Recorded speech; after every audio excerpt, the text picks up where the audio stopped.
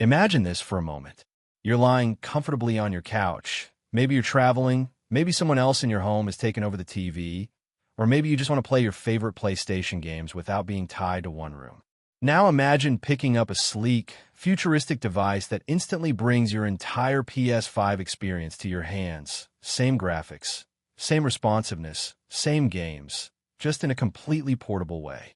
Yeah, that's the magic of the PlayStation Portal. But today, we're not just talking about what the PlayStation Portal is. We're going deep into what it does, what it gets right, what it completely fails at, how real gamers feel about it, and whether this device is something that will quietly disappear or become the start of a whole new direction for PlayStation. And here's the thing. If you think you already know everything about the PlayStation Portal, trust me, you don't. Because the story behind this device is a lot more surprising than you might expect. Let's start at the beginning. When the PlayStation Portal was first announced, the gaming community reacted in a way only the gaming community can. Half excitement, half confusion, and a good chunk of what on earth is Sony doing. Some people instantly loved the idea. Others mocked it as a glorified remote screen. And then there were the people who refused to take it seriously until they got their hands on it. But here's what actually happened. When the device finally launched, it sold out almost immediately. And not once, several times. Whatever people were saying on social media, in real life the demand was absolutely there. So what made people this curious? Well, the Portal looks like someone literally took a DualSense controller, sliced it in half, and fused it onto the sides of an 8-inch screen. Simple? Yes. Strange? Also yes. But here's where things get interesting. The experience doesn't feel simple when you actually use it. Because once the screen lights up and your PS5 menu appears, it doesn't feel like a handheld. It feels like your PS5 somehow shrunk and followed you around. And that's where the PlayStation Portal becomes different from anything that came before it. It's not a PlayStation Vita. It's not a Nintendo Switch. It's not a Steam Deck. It's something else entirely. The device isn't designed to compete with other handheld gaming systems. It's designed to extend the PS5 beyond the TV. Instead of being a standalone gaming console, it's basically a dedicated remote play device, built to do just one thing extremely well. Stream your PS5 games with the lowest possible latency and with the full DualSense experience. And this is where the story gets really fascinating. Because on paper, that sounds limiting. But in practice, it feels a lot more powerful than it sounds. Let's talk about the display. The 8-inch screen is crisp, vibrant, and sharp. Games look surprisingly good considering they're being streamed. And the form factor, this combination of the big screen with the full DualSense controls, creates this weirdly comfortable sweet spot. It feels familiar but bigger. Portable, but not cramped. It's like Sony asked, what if we made a handheld that didn't feel like a handheld at all? Of course, you know the rules. Where there's praise, there's criticism. And the critics of the PlayStation Portal had plenty to say. Some pointed out that it needs Wi-Fi. Others complained that it can't run games on its own. A few questioned why Bluetooth was missing, replaced by Sony's own PlayStation Link audio system. And yes, when the internet drops, your game drops. When someone else starts watching 4K Netflix in the same room, your Portal feels it. Remote play is only as strong as your connection. So why do people still love it? Here's the answer, and it's the part that most review channels don't talk about. The PlayStation Portal isn't successful because of what it can't do. It's successful because of what it makes possible. Picture this. You're traveling for work. You're in a hotel room. You pull out the Portal, connect to Wi-Fi. Suddenly, your PS5 back in your house boots up remotely. And just like that, your home console becomes portable no matter where you are. Or imagine you're at home and your family is using the TV. Instead of arguing about who gets what screen, you pick up the Portal and continue your game exactly where you left it. No compromisos. No losing progress. The PS5 doesn't even know the difference. This is the part people didn't expect. The Portal doesn't replace the PlayStation experience. It extends it. But then there's something else. Something subtle. Something psychological. Whenever a new piece of technology launches, we judge it based on specs. CPU power, GPU strength, battery life, features. But the PlayStation Portal isn't trying to be a technical showpiece. It's trying to be frictionless. You pick it up, press one button, your PS5 wakes up, your game appears. No menus, no choices, no distractions. It's just you and your game, instantly. And this is exactly why the Portal is more addictive than people expected. Not because it's the most powerful handheld, not because it's the most versatile, but because it removes the little barriers that normally stop you from playing. No need to turn on the TV. No need to switch HDMI inputs. No need for long boot sequences. Just play. Let's switch gears for a moment. Let's talk about the feel of gaming on the Portal. One of the Portal's biggest advantages is the DualSense controller. The haptic feedback, the adaptive triggers, those features alone elevate gaming on this device far above every other streaming handheld. When your car skids, you feel it. When your bowstring tightens, your trigger tightens with it. When you fire a shotgun, the controller responds like it would on your PS5. That's the difference between using the Portal and streaming on your phone with a cheap clip-on controller. It's not even close. And yet, even with all of these strengths, the PlayStation Portal still sparks debate. Some say it's useless without strong Wi-Fi. Others argue that Sony should have just made a real handheld console. Some want cloud gaming. Some want Bluetooth. Some want PS5 on the go without any streaming at all. But that's the interesting part. The Portal wasn't designed to satisfy every gamer. It was designed for a very specific type of player. Someone who loves their PS5, loves the experience it offers, but wants it to be portable without sacrificing the quality of that experience. And you know what? For that player, the Portal is almost perfect. Now let's talk about something that most people don't mention. How the PlayStation Portal has changed daily gaming habits. Many Portal owners say the same thing. They play more often now. Not necessarily longer sessions, but more frequent ones.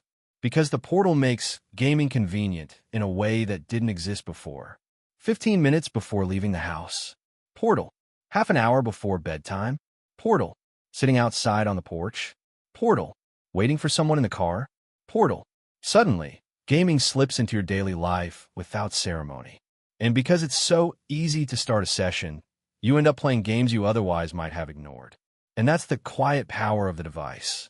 Of course, we can't talk about the PlayStation Portal without talking about the future. Because whether you think it's a genius idea or a missed opportunity, one thing is very clear. The Portal is the beginning, not the end. Sony is watching how people use it. They're studying the demand. They're analyzing which features players love the most and which limitations hold it back. Do you know what that usually means? It means the next version, whatever they call it, could be a game changer. Maybe a real, standalone PlayStation handheld. Maybe a hybrid system. Maybe a cloud-enabled version. The Portal feels like the test run for something bigger. But for now, let's come back to the present. What is the PlayStation Portal today? It's simple. It's limited. It's misunderstood. But it's also strangely brilliant. It's a device that does one thing incredibly well, letting you enjoy the full PS5 experience wherever you want. No, it's not for everybody. But for the people it is for, it becomes something they use almost every day. And that's why we're talking about it. Because the Portal represents something we haven't seen from PlayStation in a long time. An experiment. A bold move. A new direction. So if you've been on the fence about it, if you've been wondering whether it's worth it, the real question you should ask isn't, is this a handheld console? It's not. The real question is, do I want my PS5 to follow me anywhere? If your answer is yes, then the PlayStation Portal might surprise you in the best possible way. And maybe, just maybe, it's a sign of what PlayStation's future could look like. Let's dive deeper into the real RLD experience of living with the PlayStation Portal. Because owning it for a day and owning it for a month are two completely different stories. At first, people think it's a novelty, a fun toy to try, something cool to show friends. But after a few days, the Portal quietly becomes something else. It becomes a habit, a comfort, a small escape in your daily routine. There's something surprisingly calming about picking it up and instantly being transported back into your game. You know that feeling when life gets busy, things get stressful, and you just want a quick break without the whole setup? That's where the Portal slips in like it was made for that moment. It doesn't feel like starting up a console. It feels like opening a doorway. And something interesting happens when a device becomes this easy to use. You start playing games you normally wouldn't. Smaller indie titles.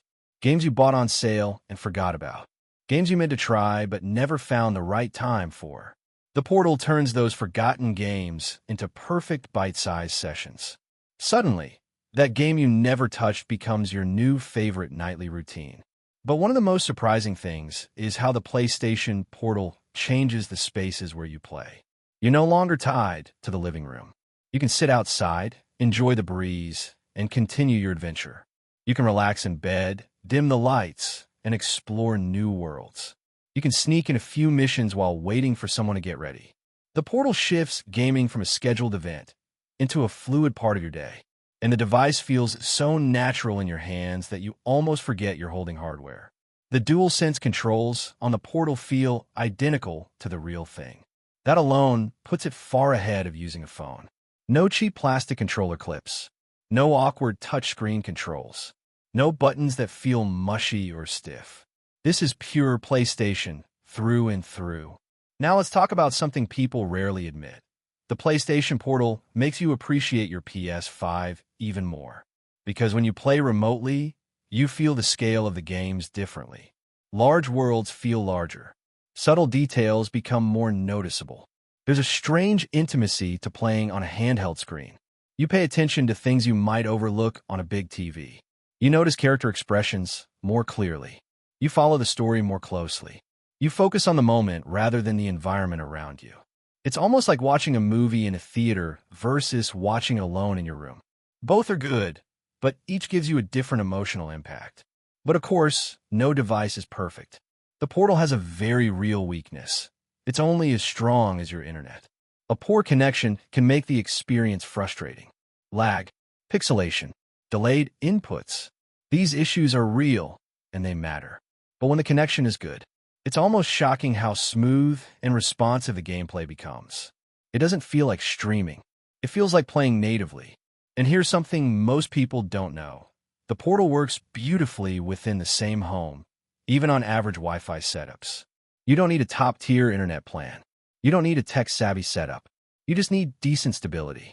And once that's in place, the Portal becomes unbelievably reliable. But let's touch on something deeper, something bigger, something that goes beyond the specs, beyond the limitations, and beyond the comparisons. The PlayStation Portal represents a shift in the gaming experience, a shift toward freedom. For decades, gaming required you to sit in one spot, in one room, in front of one screen. Consoles didn't move. TVs didn't follow you. Your gaming experience was locked into a specific place. But the Portal challenges that idea. It says gaming doesn't have to be rooted in one location. It can be mobile, flexible, personal. And that's a direction the gaming industry has been slowly moving toward. Cloud gaming, mobile gaming, streaming devices, hybrid consoles. But Sony's approach is different. Instead of replacing the console, they're extending it. You still get the full power of the PS5, but without the restrictions. It's like taking a lion and putting on a leash, except the leash is 10,000 miles long. Imagine a future where this concept evolves. Maybe the next version of the Portal includes cloud gaming. Maybe it plays PS5 games natively. Maybe Sony builds a portable console with PS5-level performance. Maybe our emote play becomes so advanced it's indistinguishable from direct output. The Portal could be the early prototype of something that changes gaming forever. But even today, with all its limitations, people who own it keep using it. Why? Because the experience is relaxing, effortless, and familiar. Because it gives you freedom without sacrificing quality. Because it lets you enjoy the PlayStation ecosystem in a completely new way. And there's another side to this story, a more emotional one. Gaming is personal. It's where you unwind. It's where you disconnect from the chaos of the world. It's where you escape, even if just for a few minutes. And the Portal becomes a small doorway into that escape. Whether you're sitting outside, listening to the birds, curled up in bed, or traveling across the country, you can step back into your favorite world in a matter of seconds.